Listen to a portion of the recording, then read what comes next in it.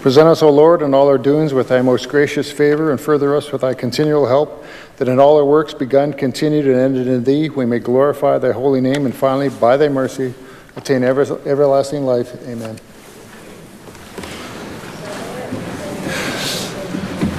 Introduction of guests. I recognize the Minister of Advanced Education. Well, thank you very much, Mr. Speaker. Mr. Speaker, it's my pleasure to introduce Dr. Nick Carleton, who is seated in your gallery. Dr. Carleton is a professor of psychology at the University of Regina. He is also the scientific director of the Canadian Institute for Public Safety Research and Treatment, a pan-Canadian, multidisciplinary, multi-university team that is working to improve the mental health of our country's public safety personnel. Dr. Carleton has released an online anonymous tool specifically to help our public safety personnel to self-screen to see if they would benefit from professional attention. In December of last year, he announced a contract was announced with the RCMP to conduct a study on the effects of policing on the mental health of police officers. In March, he also received federal funding to support the establishment of a new research consortium between the Canadian Institutes of Health Research and CIPSRT to address post-traumatic stress injuries among public service personnel. In the wake of the recent Humboldt tragedy, Mr. Speaker, the Canadian Institute for Public Safety Research and Treatment, the Team Encounter Memorial Trust, and Wounded Warriors Canada established the Keeping Them Strong campaign to ensure that public safety personnel who bore immediate witness to that tragedy get the support they need. I have Dr. Carleton here today so we can recognize this important and timely research, and I ask all members to join me in welcoming him to his Legislative Assembly.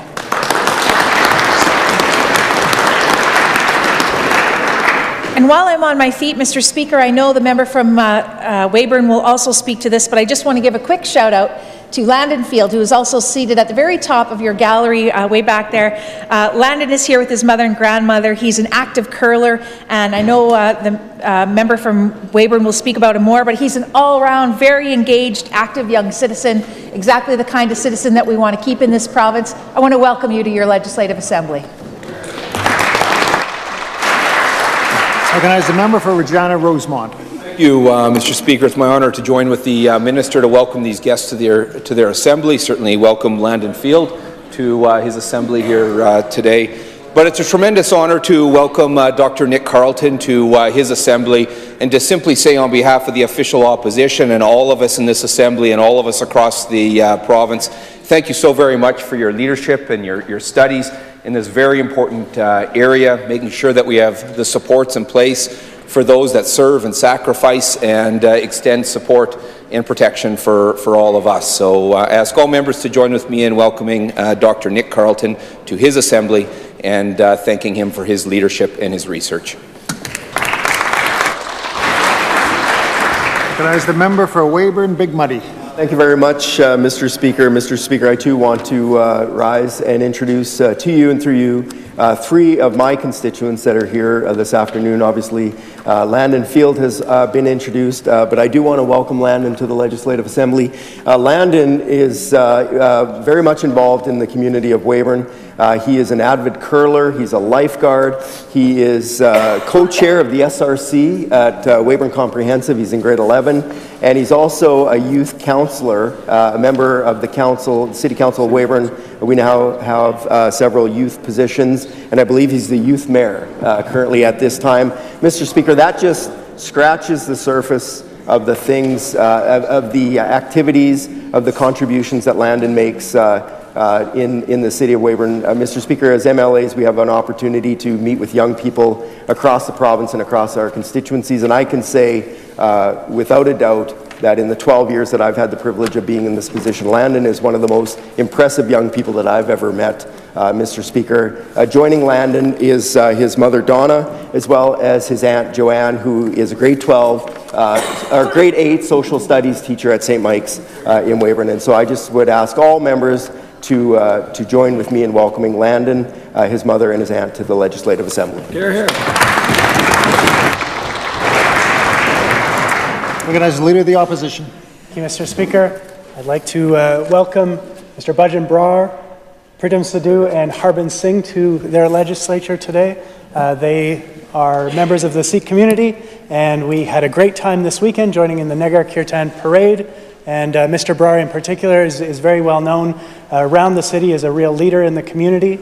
And they also today brought a group of young workers and students to the legislature to talk about issues that are being faced in immigration, issues that are being faced in post-secondary education. So we thank them for that, and I ask members to join me in welcoming them to their assembly. Recognize the member for Moose Jaw, Waccamaw.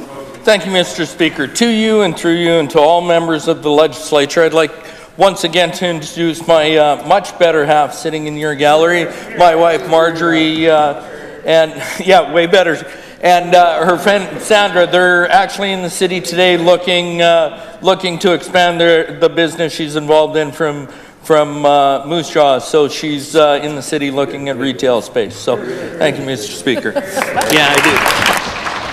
Recognize the member for Regina Lakeview. Thank you, Mr. Speaker. It is my great pleasure this afternoon to rise and welcome about 40 students from Sheldon Williams Collegiate in Regina Lakeview.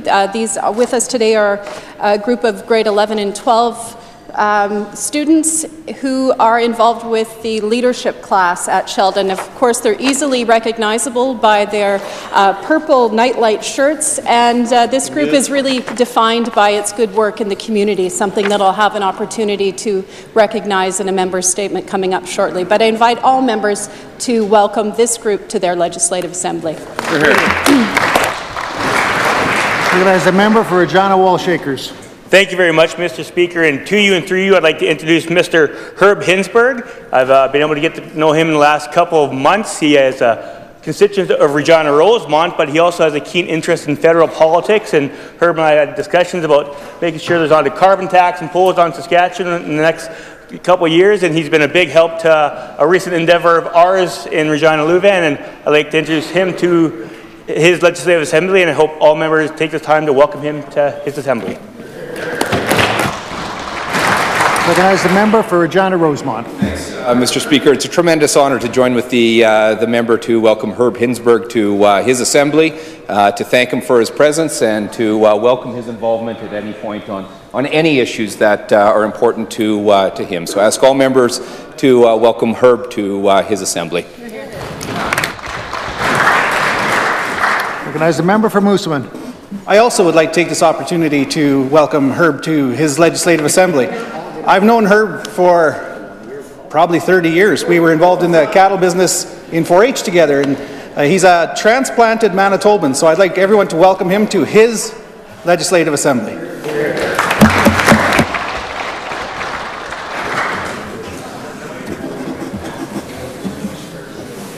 Welcome, Herb.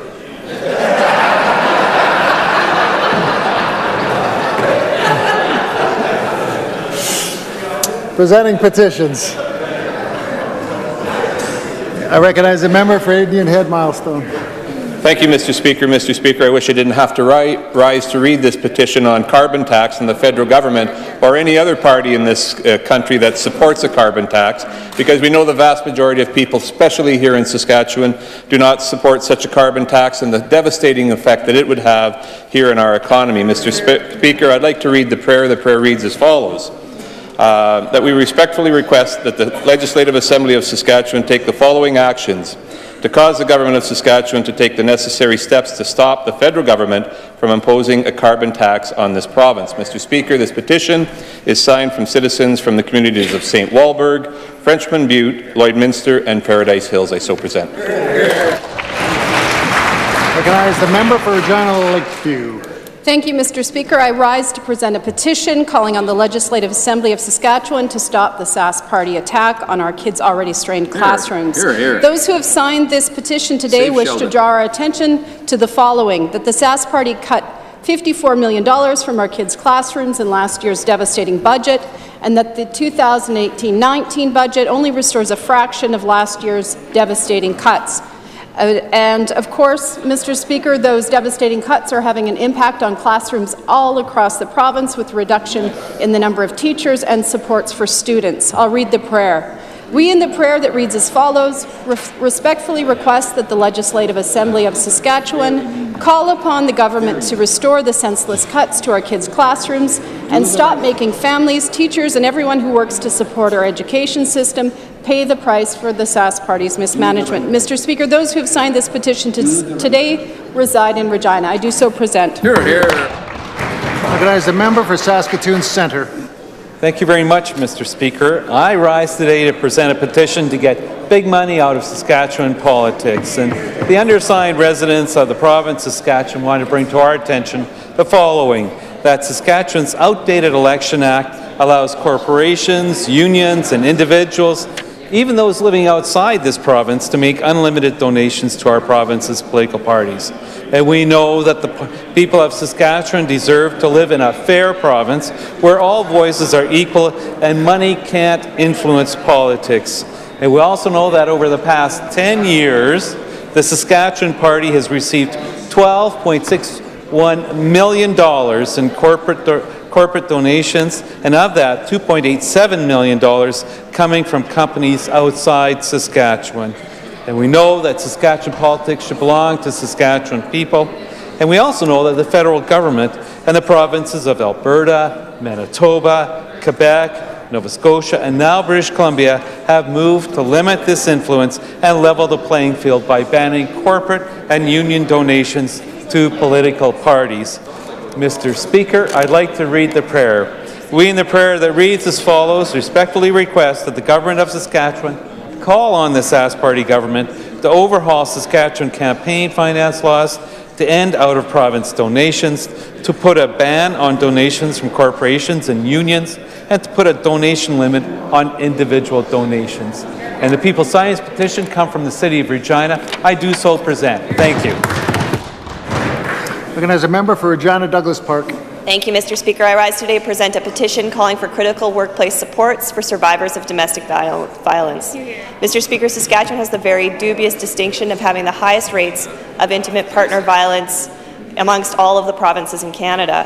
And we know we must do so much more to protect survivors of domestic violence. For many who experience this violence, that violence will follow them to their workplace, which is why the signatories to this petition are calling for 5 days of paid leave and up to 17 weeks of unpaid leave be made available to workers who are survivors of domestic violence, and that critical workplace supports made available to survivors of domestic violence be also made available to workers living with post-traumatic stress disorder as a result of domestic violence. Mr. Speaker, this is what those who are on the front lines of this crisis are calling for. PAST and the YWCA of Regina are just a few organizations who have been joining the cause in fighting for these provisions. This is what we've also called for in our private member's bill, Bill number 609. This is the 4th time we've put forward these provisions in this House in the last 2 years. It's time for the government to step up, do the right thing, and pass Bill 609. I'd like to read the prayer. We, in the prayer that reads as follows, respectfully request that the Legislative Assembly of Saskatchewan call upon the Sask Party government to pass legislation to ensure critical supports in the workplace, including reasonable accommodation and paid and unpaid leave for survivors of domestic violence. Mr. Speaker, the individuals signing this petition today come from Regina. I do so present.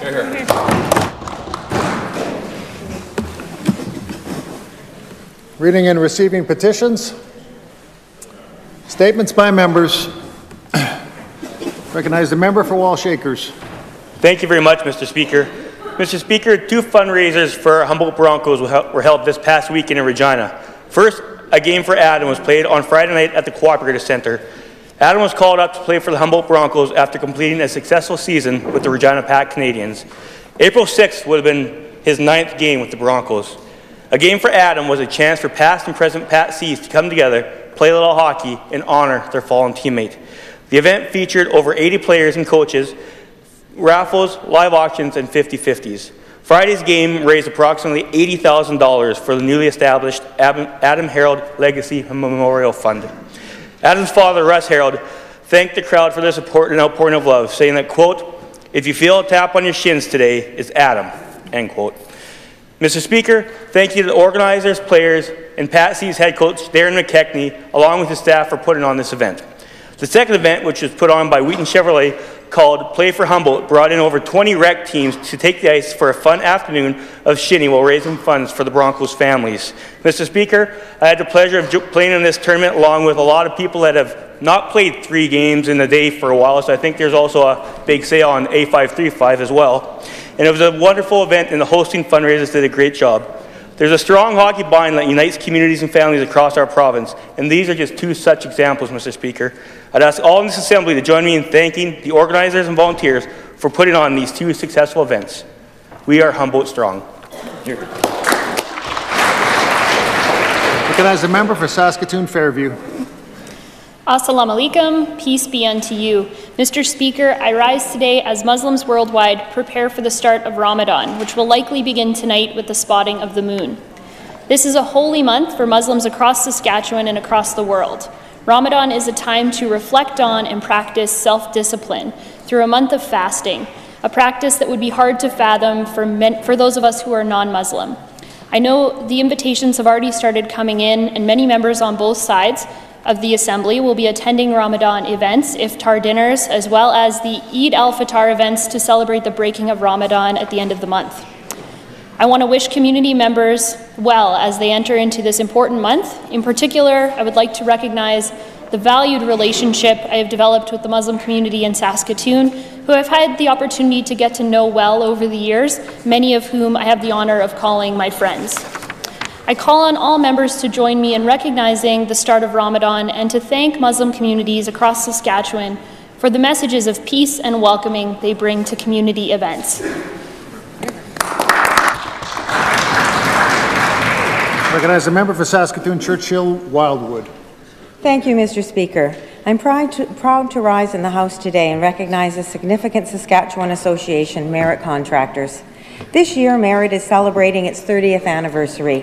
Since 1988, Merit has paved the way for Saskatchewan's open shop construction industry. The association provides human resource support for contractors. Mr. Speaker, their membership has expanded from 6 Saskatchewan contractors to over 350 companies. To see Merit's contributions to the community, look no further than the Merit Awards of Excellence that took place on May 4th in Saskatoon. I had the pleasure of presenting the award for Merit Employer of the Year on behalf of this government. It is meaningful when we can pause to recognize those businesses and employees among us who are going above and beyond in their fields, and I commend Merit for organizing an annual event that does just this.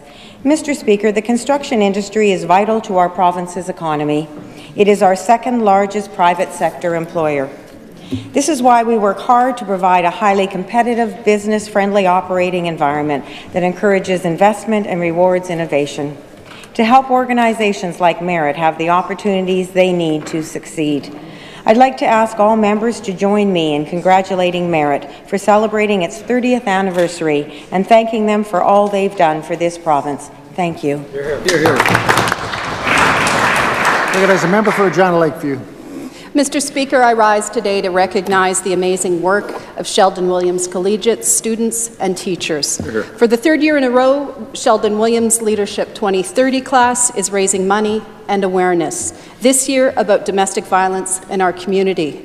At the kickoff event, students shared moving personal accounts about how domestic violence has impacted their lives, and they've decided to do something about it. Mr. Speaker, Saskatchewan has the highest domestic violence rates in Canada, at a rate more than double the national average. And students at Sheldon are taking action. Over a 6-week period, the students hope to raise $25,000 for the YWCA Regina, finishing the campaign with a 24-hour Awake-a-thon. Raising money and engaging in social issues is nothing new to the Spartans leadership class. In 2016, students raised over $16,000 for Regina Open Door Society, and last year they raised over $19,000 for Mobile Crisis Regina, and they raised awareness, encouraging people to talk openly about mental health. This year's campaign is focused on helping YWCA Regina to bring the White Ribbon campaign to Saskatchewan. The White Ribbon campaign encourages men to take action and responsibility in the important fight to eliminate violence against women and girls. Mr. Speaker, I want to thank the students for their activism, and I would like to recognize the leadership of their teacher, Ms. Samantha Taylor. I encourage all members to welcome them and encourage everyone to check out the Sheldon Williams Nightlight Initiative by visiting nightlight swc.com. Thank you, Mr. Speaker. Recognize the member for Swift Current. Thank you, Mr. Speaker. It's an honor today to recognize the achievements of an individual who's done some amazing work for Swift Current and area. Mr. Speaker, at the end of June, Susie Idem will retire as the Executive Director of Southwest Homes. The CBO has offered programs and services, and most importantly, homes for people with intellectual disabilities in Swift Current and area since 1974. Susie has a background in special education and worked for 15 years with the local school division. Then in 2001, she decided to make the move to Southwest Homes. Back then, there was just one group home and a small independent living program. There are now several group homes in Swift Current. There's day programming and other services as well. And I'd argue it's all due in large part to the efforts of Susie and her team of staff and board members as well. When Susie started as the executive director, she said she wanted to see what happened on the front line, so she would fill shifts if there was no other staff available. Even today, she'll still cover for an hour or two if it's necessary. Susie recently said what means the most to her is helping someone reach their dreams or achieve a long-term goal. Quote, "It's not working with the numbers and the budgets that's important, but really working with the people. And those are the memories that will stick out for her." Mr. Speaker, we are so very fortunate in the Swift Current area to have someone like Susie Idem, someone who's dedicated her life to helping people with disabilities, a true champion of our community. Susie, congratulations on your retirement. Thank you, Mr. Speaker. Recognize the member for Saskatchewan Rivers. Well, thank you, Mr. Speaker. Last month, I had the pleasure of speaking at the 33rd Annual Wild Rice Council Conference in Prince Albert. The event was held on Treaty 6 territory, home of the Métis. Mr. Speaker, wild rice harvesting is an important part of our province's northern economy. It's an industry that can be found across the entire north of our province, from La Loche to Flin Flon and everywhere in between. Saskatchewan boasts 150 active wild rice producers, most of whom are Métis and First Nation. They harvest from over 20,000 acres of water. Mr. Speaker, the hard work and passion of these producers has allowed the industry to grow drastically in recent years, with Northwest producers growing nearly half of the province's wild rice. Saskatchewan is also the leading producer of wild rice in the country, producing 60 to 85% of Canada's lake wild rice annually. Mr. Speaker, I'd like to thank the wild rice community for the warm welcome and patience as I learned about the process of growing and harvesting the wild rice that is so vital to our northern industry. I ask all members to join me in congratulating the Saskatchewan Wild Rice Council, a successful conference, and wish them all the best in the upcoming wild rice season. Thank you. Recognize the member for Saskatoon Stonebridge, Dakota. Mr. Speaker, I rise today to acknowledge the accomplishments of a constituent. Doug Campbell is a graduate student from the University of Saskatchewan and is currently on a simulated space mission to Mars. The simulation is a 2-week mission at the Mars Desert Research Station deep in the heart of Utah. Doug is working on his master's degree in biomedical engineering. He has a passion for space, and this simulation is one of the last steps to completing a 2-year scientist-astronaut training program based in the United States. Mr. Speaker, Doug's role in the simulation is as the science officer. He oversees the crew's science work, ensuring that projects move along, that data is collected. His current project is a waterless dishwasher, which he is testing as a special part of this simulation. The dishwasher uses ultraviolet lights, apparently, to kill bacteria, and the early results are promising. Mr. Speaker, this machine could have wide-reaching effects, not only for astronauts on long missions, but for communities here on Earth. It's another display of Saskatchewan ingenuity, and I'm excited to follow along as this project advances. Mr. Speaker, I would like to congratulate Doug on all his achievements and wish him the very best. Thank you.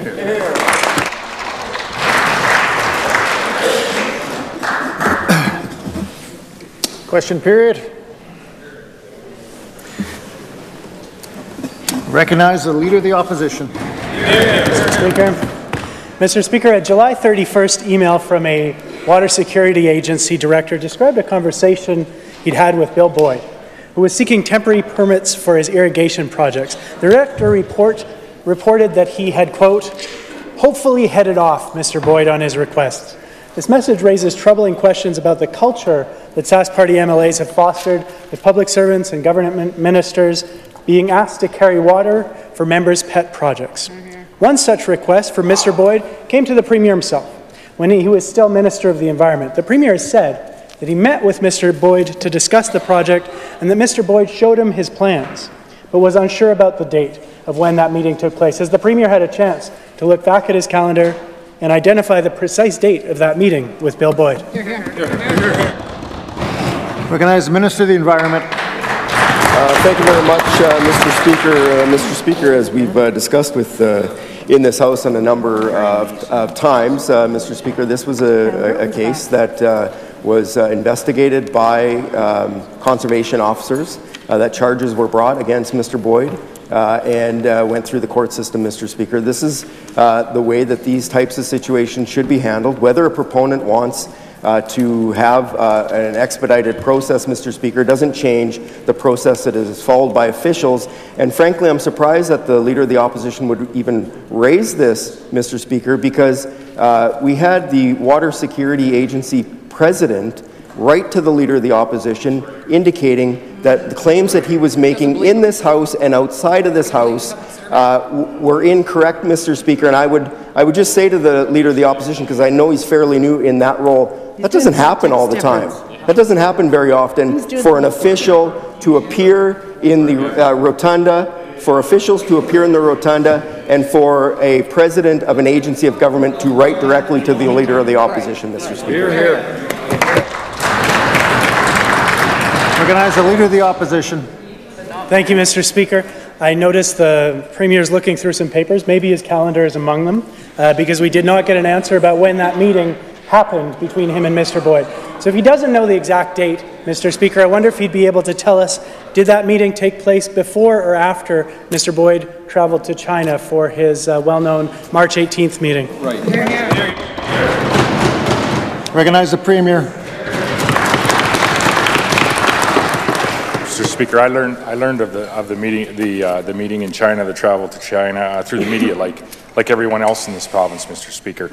I would put forward this, Mr. Speaker. The Leader of the Opposition stands up and he asks questions under the inference or under the assumption or under the inference that somebody got away with something here, Mr. Speaker, and that most certainly isn't the case, Mr. Speaker. In this case, Mr. Speaker, there was an individual that was had violated provincial law, Mr. Speaker, under the Environmental Management Protection Act, as well as under our Wildlife Habitat Protection Act here in the province, Mr. Speaker. That individual was charged. He underwent an investigation, Mr. Speaker, as would anyone in the province of Saskatchewan. Mr. Speaker, he received 4 charges, Mr. Speaker, pled guilty to 2 of those charges. Mr. Speaker, was assessed one of the largest fines ever under the Act in the province of Saskatchewan, Mr. Speaker, as well as is being ordered to rehabilitate the bank of the river, Mr. Speaker. Mr. Speaker, I think it's fair to say that all of the people in the province of Saskatchewan can rest assured that we have processes in place, that everyone is treated the same, Mr. Speaker, no matter your position in this province when you violate some provincial law. Mr. Speaker, I hear them chirping from their seats over there, Mr. Speaker, but to the people of the province, they can rest assured that no matter your position in this province, you are treated equally. Hear, hear.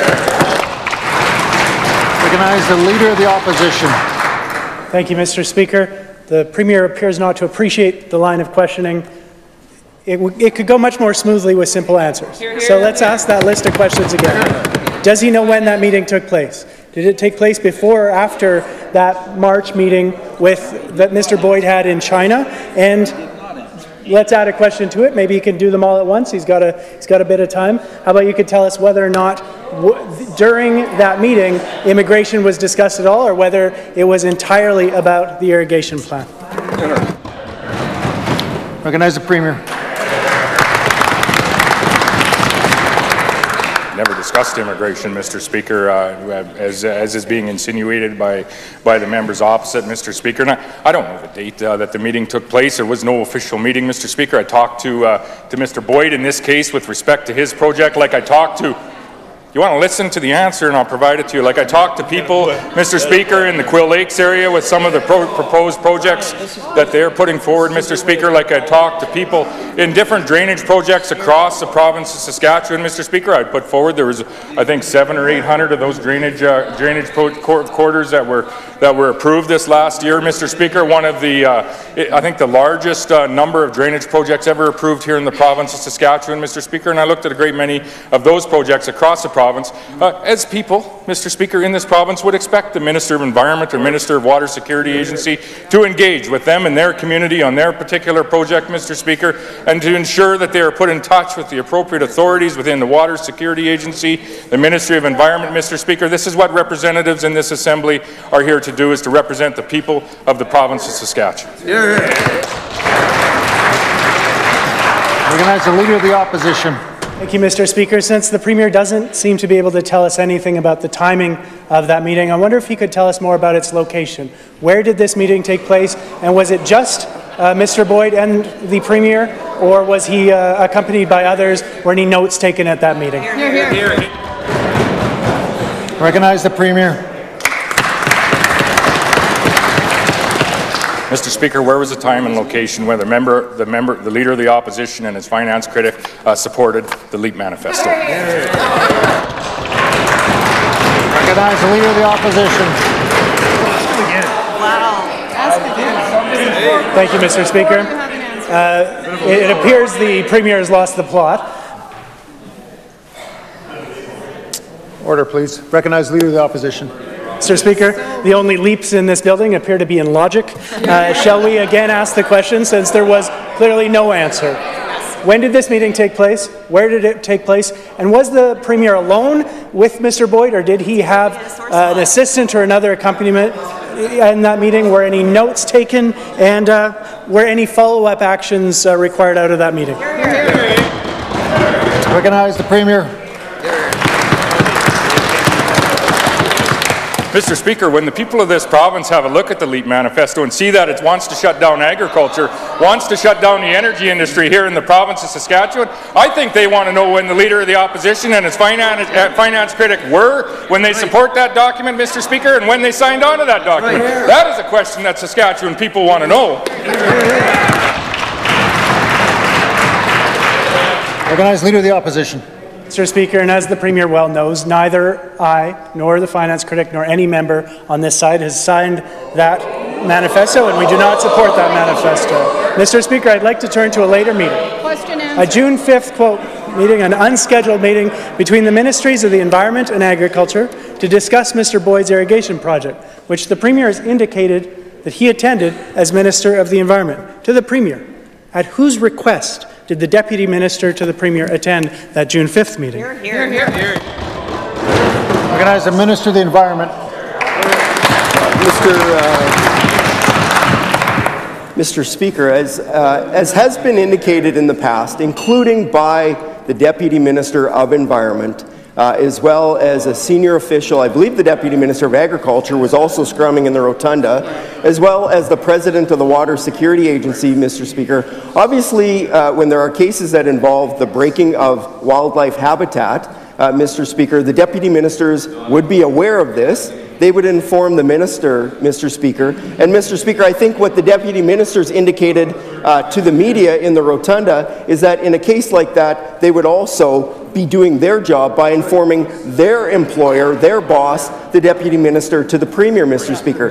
Mr. Speaker, as the Deputy Ministers of those two ministries, as well as the Water Security Agency, have indicated that Mr. Boyd was not treated any different than any other individual, and the fact that he was charged, went to court, pled guilty, and was fined one of the largest fines under the Act ever levied against an individual shows that he was treated no differently than anyone else. That's right. Recognize the Leader of the Opposition. Mr. Speaker, trying to get a better understanding of the Premier's experience at that meeting and exactly what happened, was there a written agenda for that June 5th meeting that included Alana Cook, and were any notes taken, were any minutes taken at that meeting? Recognize the Minister of the Environment. Mr. Speaker, I think the Leader of the Opposition is coming close to the line of starting to question the actions of deputy ministers, the career civil servants who have served the people of this province for a number of years and have served very well, Mr. Speaker. The fact that the deputy ministers of those ministries decided to inform their boss, the deputy minister to the premier, Mr. Speaker, I think is an appropriate action. And Mr. Speaker, if the member opposite doesn't think that's appropriate, I think that calls into the question the decision-making of the deputy ministers, Mr. Speaker. That has nothing to do with the ministers. Ministers are not involved in the approval process, Mr. Speaker. And frankly, Mr. Speaker, the ministers wouldn't be involved in that process and therefore wouldn't know that a meeting is required unless their deputy ministers say we need to have a meeting about this, Mr. Speaker. So I would caution the Leader of the Opposition. He's moving into the territory where he's starting to question the professional civil service in this province. That's right. Recognize the Leader of the Opposition.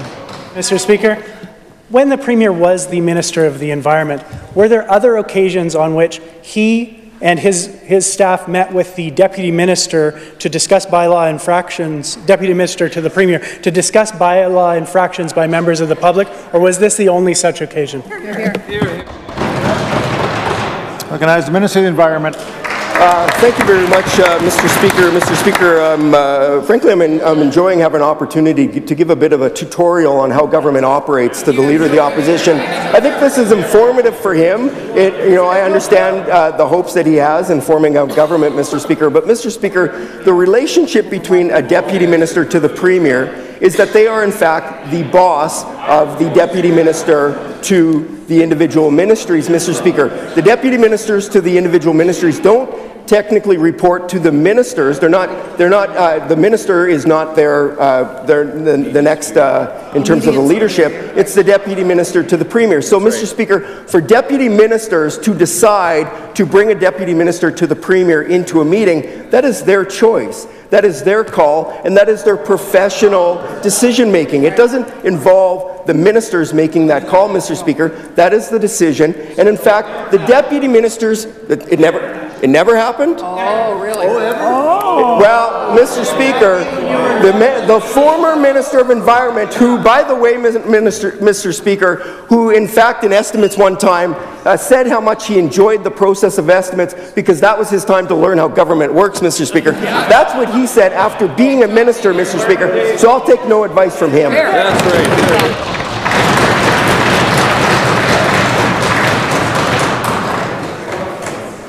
Recognize the Leader of the Opposition. Thank you, Mr. Speaker. Mr. Speaker, I'd just like to canvass for a moment the questions that we've asked today that haven't had an answer. We haven't had an answer about when or where the Premier met with Mr. Boyd, or who attended, or whether minutes were taken. We haven't heard any information about the meeting with Alana Cook and the rest of the deputy ministers, whether there was an agenda or whether notes were taken from that meeting. We have not heard from the Premier what the frequency of the occurrence of such a sort of meeting during his time as minister would have been with the deputy minister of the Premier. So my question for the Premier, Mr. Speaker, is why does he not want to answer these questions? What does he expect the people of Saskatchewan to take to infer from his decision to not answer any of those questions? Recognize the Minister of Environment.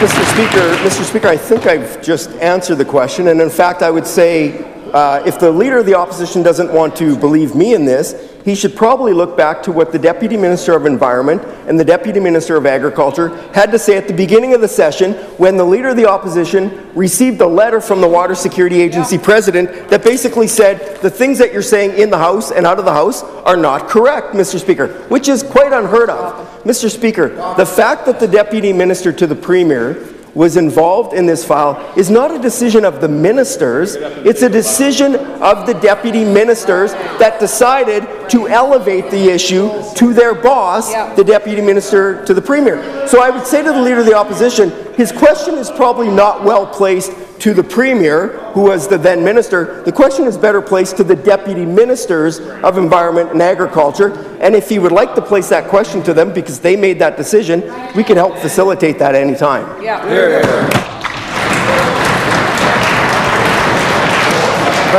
Recognize the member for Athabasca. Thank you very much, Mr. Speaker. We know that the Saskatchewan Party government loves to boast about the most expensive 40 kilometres of highway ever built in the history of this great province.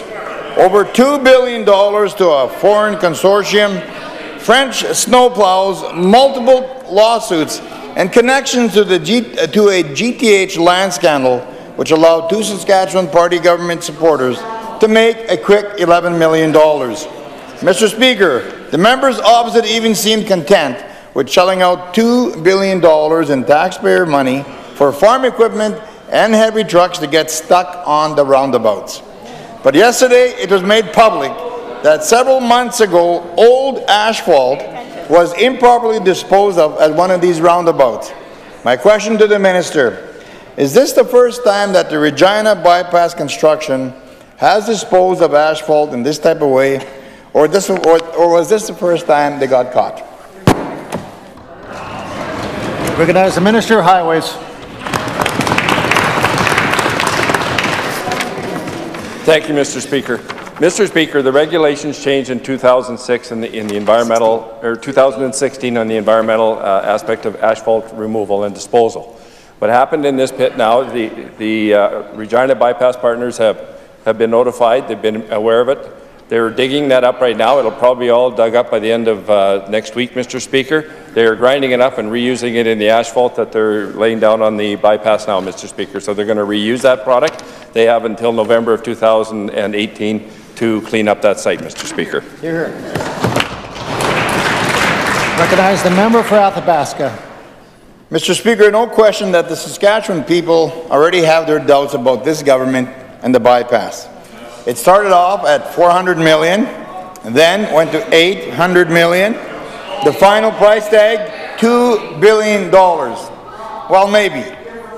Now we hear for the first time that the bypass roundabouts aren't just for getting stuck. They also serve as a waste disposal area. So, Mr. Speaker, my question is, how much more is this going to cost the people of Saskatchewan? Recognize the Minister of Highways. Thank you, Mr. Speaker. Mr. Speaker, we're very proud of this project. It's a $1.2 billion project with maintenance and costs incurred in that over the 30-year process, of which at the end of the day we will have a new highway system also maintained for, Mr. Speaker. This is a good project. This is about safety, Mr. Speaker. This is saving lives to people that commute into Regina to go to work and for people to get out of the city, Mr. Speaker. I will not take any advice from the member opposite who did nothing for this project to get to where it is, Mr. Speaker. It's gone to $1.2 billion because it now surrounds the city of Regina. It now has 11 overpasses, 33 bridges, Mr. Speaker, and over 40 kilometres of divided highway around the city of Regina for everybody to get around the city safely and for people to commute in and out of the city in a very safe manner with no level crossings and no intersections. Mr. Speaker, there's been no incidents out on the east side of Regina since the east side of the Regina bypass has been open and operational. We will take no advice from the members opposite on highway development in the province of Saskatchewan, Mr. Speaker. I recognize the member for Regina Douglas Park. Mr. Speaker, with all the lawyers showing up at the GTH, it's pretty hard to believe that everything there has been going according to plan. They've brought in a former Deputy Attorney General as chair of the board, they've called in prosecutors from Manitoba, and the Access to Information Squad from the Ministry of Justice is on the scene too. At the rate things are going at the GTH right now, it's just a matter of time until the lawyers involved with this mess outnumber the employees at the Loblaws warehouse. And despite all the lawyers working on the file, the minister for the GTH can't seem to get his line straight. On Thursday, he said, quote, "At the end of the day, the ultimate responsibility lies with government." But yesterday he said, quote, "We do not interfere with the decisions that are made by officials." So which is it? Is the minister responsible for ensuring they're following the law at the GTH or not? Here. Recognize Minister of Justice. Mr. Speaker, we have legislation in our province. We have legislation that we expect will be followed by all of the government services, agencies, crowns that work within the province. If they need assistance from the Ministry of Justice, we'll provide that assistance. We'll do everything we can to make sure that the laws are complied with. We expect them to be complied with. The citizens expect nothing else. Mr. Speaker, the members opposite are gravely concerned about the GTH. They're concerned about the cost of the bypass. Mr. Speaker, those things are great projects for the City of Regina. They're great projects for the City of Saskatoon. And Mr. Speaker, we've done projects like that before. We've done joint use schools. And Mr. Speaker, some of the members opposite didn't like some of the things that we were doing. And what I suggest they do is go and have a talk with Cam Broughton. It didn't work out for him very well when he criticized the P3 school in his constituency.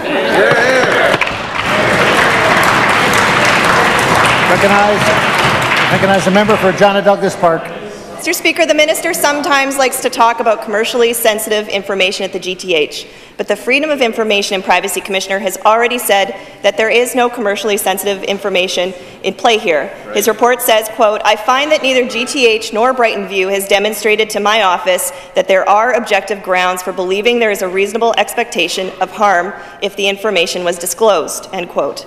Does the Minister of Justice agree with the Commissioner that there's no reason these documents can't be released? Or does he have a different view of the law than the Commissioner? Recognize the Minister of Justice. Mr. Speaker, we respect and value the work of the Privacy Commissioner. The Privacy Commissioner provides invaluable service to the province and to the Government of Saskatchewan. We look forward to receiving his advice, his recommendations. Mr. Speaker, if people aren't satisfied with those recommendations, they have the ability to reply to the Court of Queen's Bench. But, Mr. Speaker, the goal is, and always should be, that we respect the value that our taxpayers put on their dollars. We expect the people at the GTH to work with the Office of the Privacy Commissioner to be able to develop an understanding of what is commercially sensitive information and try and work to make sure that that stuff gets provided in a timely manner, Mr. Speaker. Recognize the member for Saskatoon Centre. Thank you, Mr. Speaker. Yesterday, the Minister of Justice wouldn't commit to getting big money out of Saskatchewan politics, but he did brag, or at least he seemed to be bragging, about the average size of donations made to the Saskatchewan Party in 2017. He said the average donation was just $65, which is all very nice, very good. But he could make that average go even lower by supporting our bill on Thursday to get big money out of Saskatchewan politics. So when the clerk calls his name this Thursday afternoon, will the Minister of Justice do the right thing? Will he vote yes to get big money out of Saskatchewan politics? Recognize Minister of Justice. Mr. Speaker, we know how the members opposite voted. They voted with their wallets when they received money from John Horgan and the British Columbia NDP, who donated over $7,500. We also know how they voted when they received money from UFCW, Unifor, United Steelworkers, $35,000 from the Canadian Labour Congress. And Mr. Speaker, we also know that they didn't have any problem with corporate donations. Between 2010 and 2016, Spectra has given the NDP in BC $55,000 in donations, and that includes a single donation of $25,000 in 2013. But, Mr. Speaker, more interesting for the members opposite should be Evraz, a United Kingdom steel company with most of its operation in Regina, donated close to $4,000 to the Saskatchewan NDP between 2010 and 2014. They're a great corporation. We're glad they're there, and we're glad they're conducting business in our province, regardless of who they want to donate money to. Recognize Leader of the Opposition. Thank you, Mr. Speaker. We've asked some questions about what appears to be an unusual occurrence, that meeting that brought together the Deputy Minister to the Premier with other Deputy Ministers.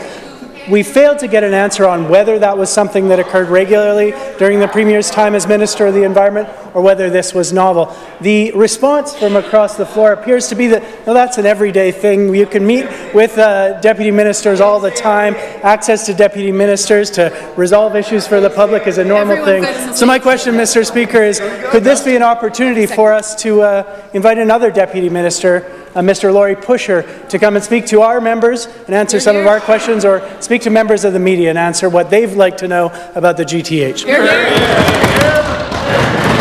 Recognize the Premier.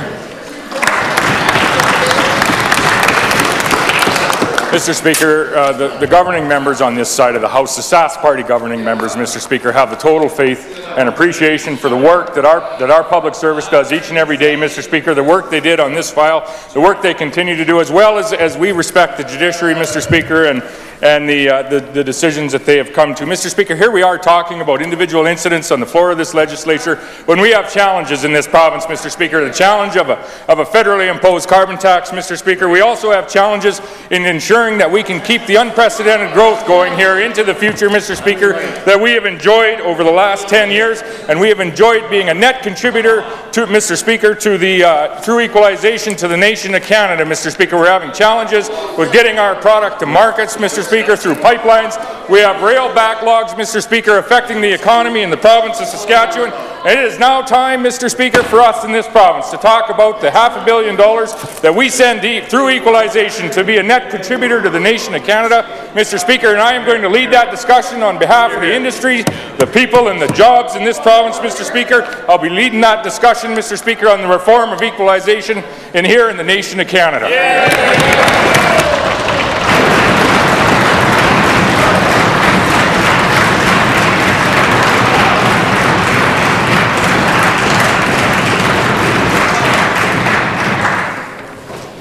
Ministerial statements.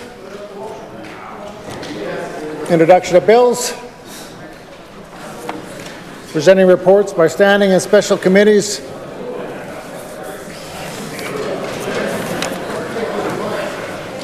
I recognize the chair of the Standing Committee on the Economy. Yes, to sit down first. Mr. Speaker, I am instructed by the Standing Committee on the Economy to report Bill number 85, the Reclaimed Industrial Sites Amendment Act 2017, without amendment.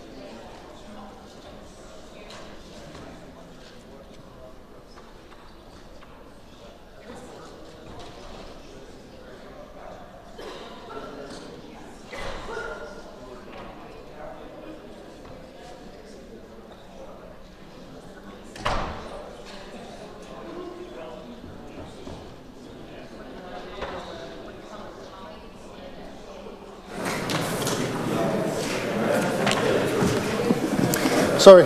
When shall this bill be considered in Committee of the Whole on bills? I recognize the Minister. I request leave to waive consideration in Committee of the Whole on this bill, Mr. Speaker, and that the bill be now read for the third time. Minister has requested leave to waive consideration in Committee of the Whole on bills and Bill number 85. That the bill be now read a third time. Is leave granted? The Minister may proceed to move third reading. I move that the bill be now read the third time and passed under this title. It's been moved by the Minister that Bill number 85 be now read the third time, passed under this title. Assembly ready for the question. Pleasure of Assembly to adopt the motion. Carried.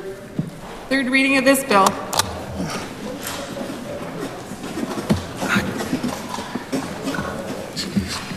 I recognize the Chair of the Standing Committee on the Economy. Mr. Speaker, I am instructed by the Standing Committee on the Economy to report Bill number 129, the Saskatchewan Technology Startup Incentive Act, without amendment. When shall this bill be considered in Committee of the Whole on bills? Recognize the Minister.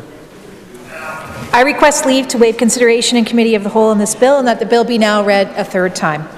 Minister has requested leave to waive consideration in Committee of the Whole on Bill number 129 and that the bill be now read a third time. Is leave granted? Carried. Minister may now proceed to move third reading. I move that the bill be now read the third time and passed under its title. It's been moved by the Minister that Bill number 129 be now read the third time and passed under its title. Is the Assembly ready for the question? It's a pleasure of the Assembly to adopt the motion. Carried. Third reading of this bill.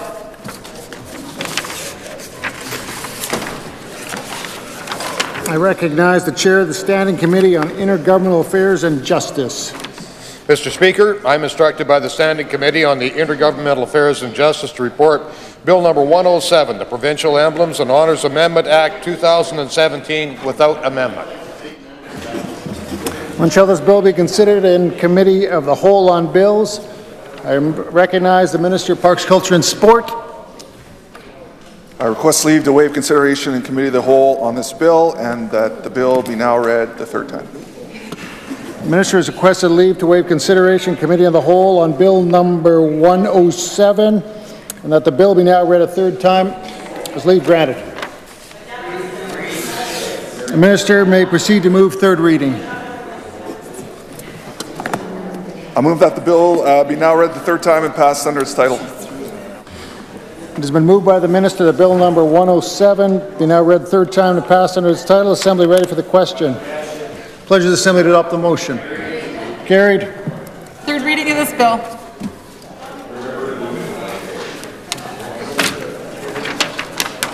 I recognize the Chair of the Standing Committee on Intergovernmental Affairs and Justice. Mr. Speaker, I'm instructed by the Standing Committee on Intergovernmental Affairs and Justice to report Bill number 90, the Heritage Property Amendment Act 2017, without amendment.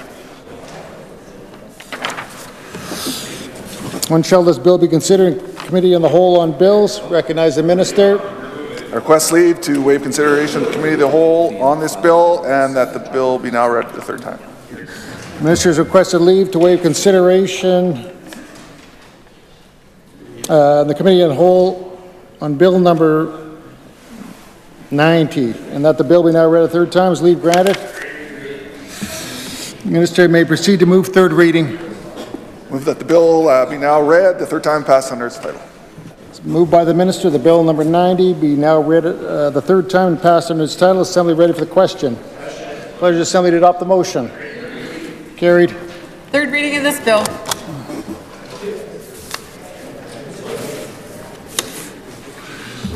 Sorry. Recognize the, hang on, the Government House Leader, the standing, sorry.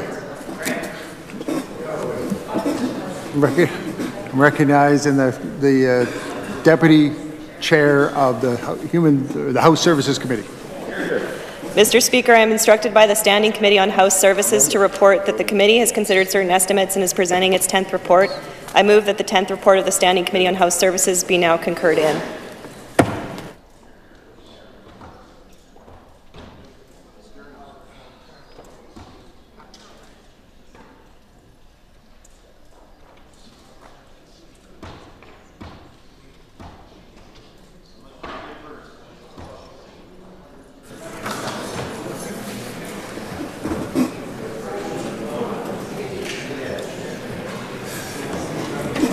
Moved by the Deputy Chair of the Standing Committee on House Services that the 10th report of the Standing Committee on House Services be now concurred in. Is the Assembly ready for the question?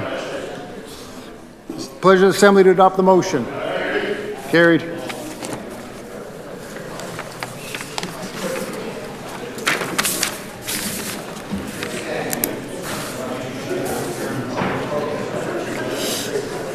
Recognize Government House Leader. Thank you, Mr. Speaker. So the committees may resume work today. I now move this House do now adjourn. It's been moved by the Government House Leader that this Assembly be now adjourned. Pleasure Assembly to adopt the motion. Carried. This House stands adjourned until tomorrow at 1:30 p.m.